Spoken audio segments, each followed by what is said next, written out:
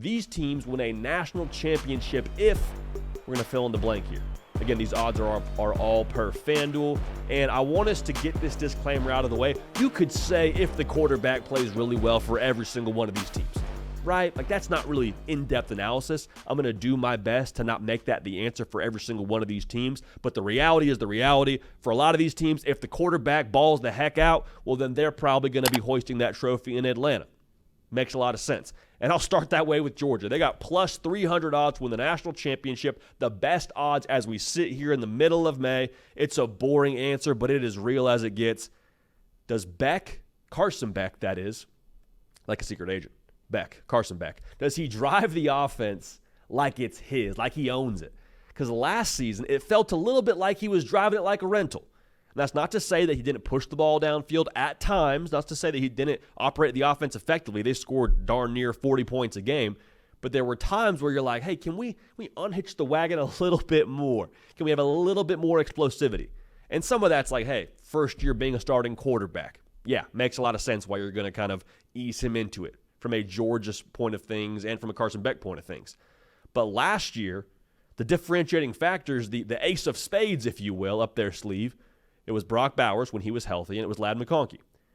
You don't have either of those players anymore.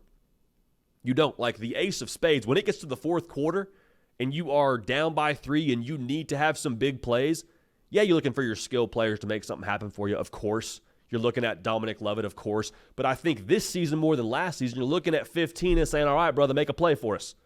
Need you to make a play for us. Need you to be the answer for us in these key situations. When money is down, we need you to be our answer for us. And I think Carson Beck is good enough to do that. The thing this reminds me of a lot, quite honestly, if you're a Georgia fan, you may or may not appreciate this comparison. I think Carson Beck is much better than Stetson Bennett was just from a physical gifting standpoint and from how he did his first year as a starter. But Stetson Bennett, during that second national title run in Athens, you saw a very noticeably different product from number 13. You saw a different swagger. You saw a different composure. You saw a different way that he was playing football out there.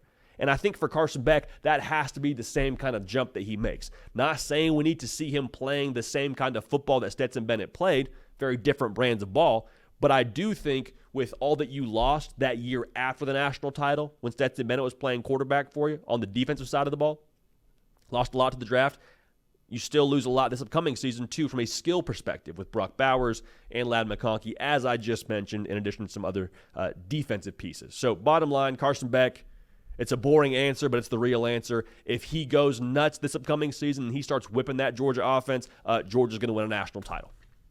They got too much firepower across the board on defense and other really good weapons for him in addition to that. Now, the second best odds in the country are Ohio State, sitting there at plus 450 to win the whole darn thing. And Will Howard's getting a lot of heat right now, y'all.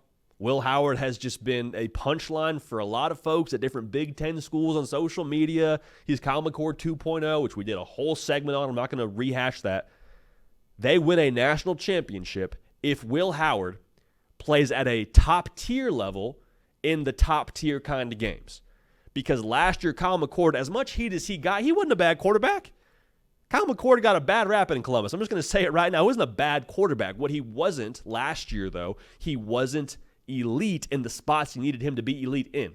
Game against Michigan's a great example. Biggest game of the season. With a chance to go play for the Big Ten title and ultimately have a chance to go to the college football playoff on the line, my guy goes 18 for 30, 2 touchdowns, 2 picks. JD, Michigan's a really freaking good defense. I know. I understand that. But guess what? You still got to go through them to win a national title. That's still the expectation and the standard in Columbus. Game against Notre Dame, which they won, by the way. Massive stage. Notre Dame was a really good defense last year as well. 21 for 37 for a 57% completion percentage. No touchdown, no picks. Game against Penn State, he was a little bit better. I think his stat line maybe looked a little bit inflated than how he played in that game. The thing I'm trying to say here is Will Howard in the games where you circle before the season even starts, Michigan, Oregon, at Penn State, I need him to be the differentiating factor. I need him to be the change agent for us.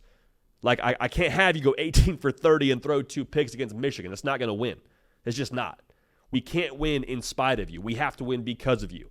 And there's a lot of pieces at Ohio State to get it done.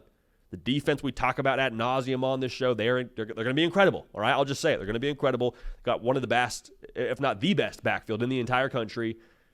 One of the best, if not the best, wide receiver units in the country, so on and so forth. Like, they're going to be really freaking good. But Will Howard has got to bring it in those spots where the roster talent level is a little bit more comparable. Texas at plus 750. How about Texas? Sitting there in the 3 spot for the best odds to win the national championship. Not going to talk about the quarterback here. That's obvious. Quinn Ewers got a ball. Wide receivers that they brought in via the portal got a ball. Goes without saying. Can they have a national title level trench play on the defensive side of the ball? Because I'll just say this, man. If you gave me this roster and you said, hey, good news, Byron Murphy, Devondre Sweat, don't know what happened, but they got to come back to school for a year, I'd say, well, Texas is going to be playing for a national championship because those are 2 All-American defensive tackles. Unfortunately, that's not the case. They're gone to the NFL.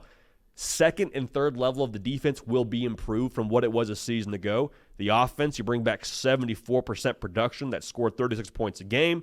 You bring back key transfers. You got the wizard of the 40 acres and Steve Sarkisian running the show for you. Like, there's a lot built in here.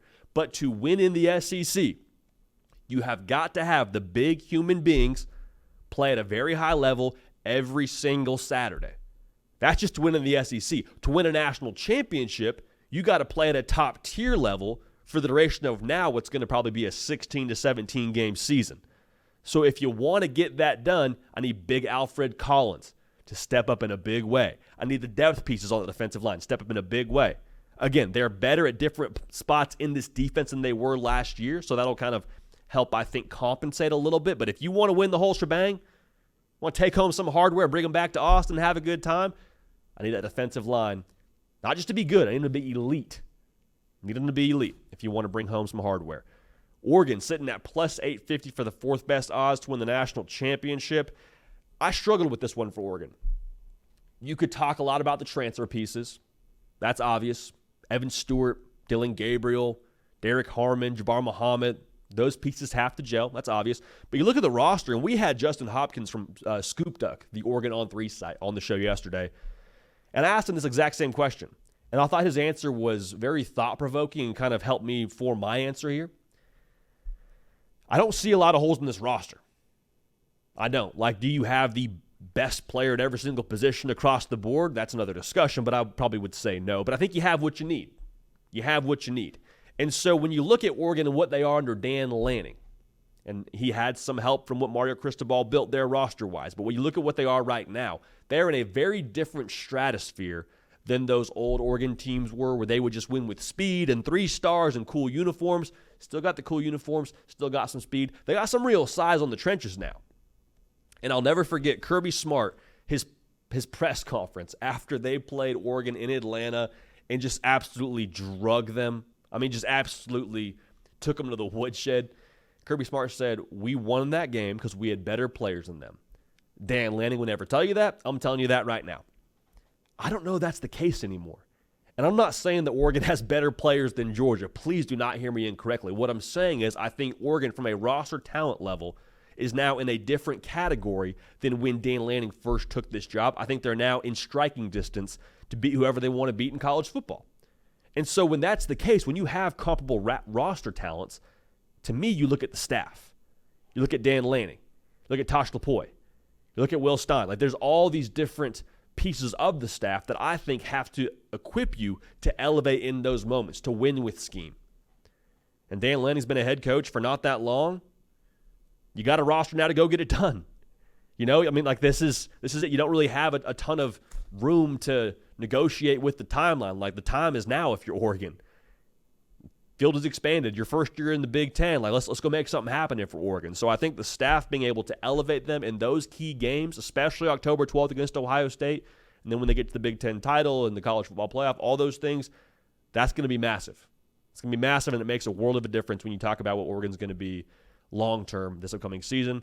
That will be the difference when it comes to them winning or losing the national championship. Alabama at plus 1,300 odds have the 5th best odds to win the national title. The last thing we want to talk about here. The obvious here is Jalen Milroe and Kalen DeBoer. That's got to be dynamite. There's no way around that. I think it's on the defense win a national title. I really do.